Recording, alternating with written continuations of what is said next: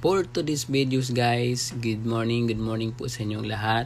Magbisaya to Tagalog na lang po ako guys para naman magkaintindihan tayo. So ngayon guys, nakita nyo sa video na ito talaga ang aming lugar. So low tide to guys, maganda talaga ang araw ngayon.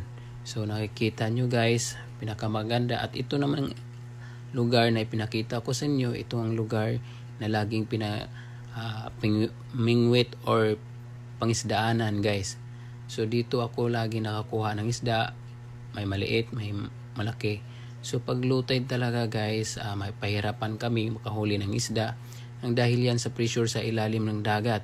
So ngayon guys, nakikita nyo.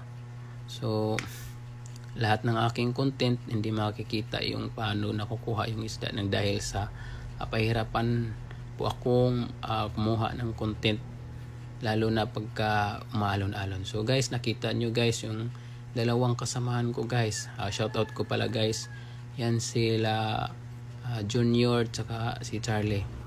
Naguhuli sila dyan guys na tinatawag na isdang anduhaw. Yung anduhaw na po guys na isda, yan ay pinapain upang kainin sa malaking isda. At pag ito'y kinakain guys, so paswertihan lang, minsan malaki, minsan din maliit ang mahuling isda.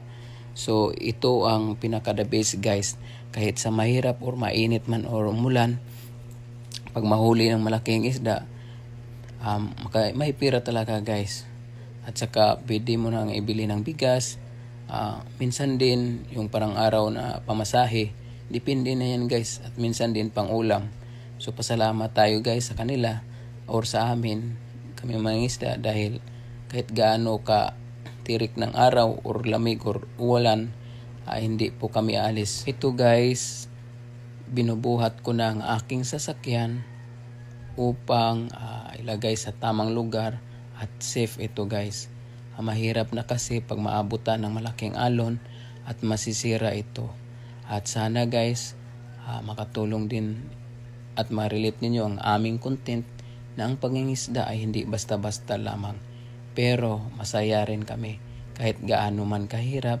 At least nakatulong din kami sa aming pamilya at lalo na sa kapwa na. Kaya guys, shoutout ko sa inyong lahat guys, lalo na sa aking followers at sa aking pamilya at sa mananagat dyan guys. So karon guys, nahuman naman yun ang akong videos o natapos na ang aking videos. Sana ma-relate ninyo to guys. Salamat.